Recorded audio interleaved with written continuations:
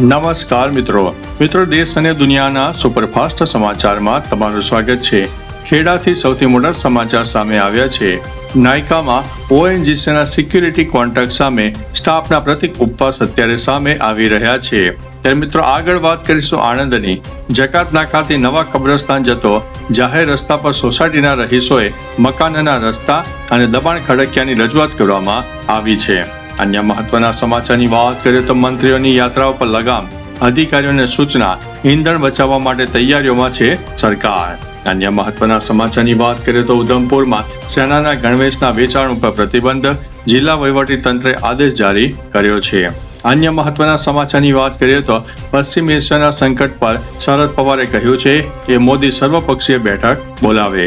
અન્ય મહત્વના સમાચારની વાત કરીએ તો નીટ 2026ની પરીક્ષા રદ થતા રાહુલ ગાંધીનો મોદી સરકાર ઉપર પ્રહાર જોવા મળ્યો છે અને કહ્યું કે શિક્ષણમાં સંગઠિત ભ્રષ્ટાચાર જોવા મળી રહ્યો છે। અન્ય મહત્વના સમાચારની વાત કરીએ તો સનાતન ધર્મ ખતમ કરી દેવો જોઈએ, ઉદયનિધિના સ્ટાલિનનું ફરી વિવાદાસ્પદ નિવેદન આવતા અત્યારે તે ટ્રોલ પણ થઈ રહ્યા છે। અન્ય મહત્વના સમાચારની વાત કરીએ તો મહારાષ્ટ્રના સાંગલીમાં વાવાઝોડા અને વરસાદના કારણે દિવાલ ધરાશાયી થઈ જવા પામી છે। 6 લોકોના થયા છે મોત અને 14 વ્યક્તિઓ થઈ છે ઘાયલ।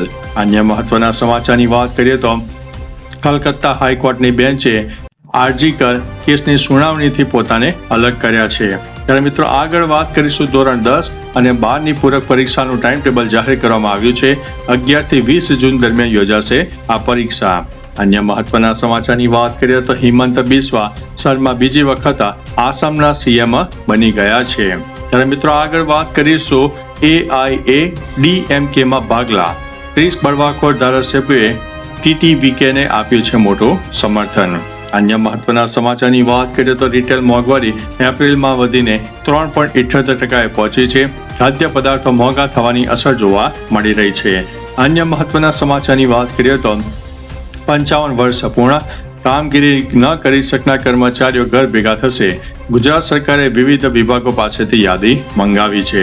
અન્ય મહત્વના સમાચારની વાત કરીએ તો નીટ 2026નું પેપર લીક થતા પરીક્ષાઓ રદ કરવામાં આવી છે અને તેની તપાસ CBIને સોંપવામાં આવી છે। તો ચાલો મિત્રો, ફરીથી દેશ અને દુનિયાના સુપરફાસ્ટ સમાચાર લઈને મળતા રહીશો। ત્યાં સુધી અમને રજા આપશો। નમસ્તે।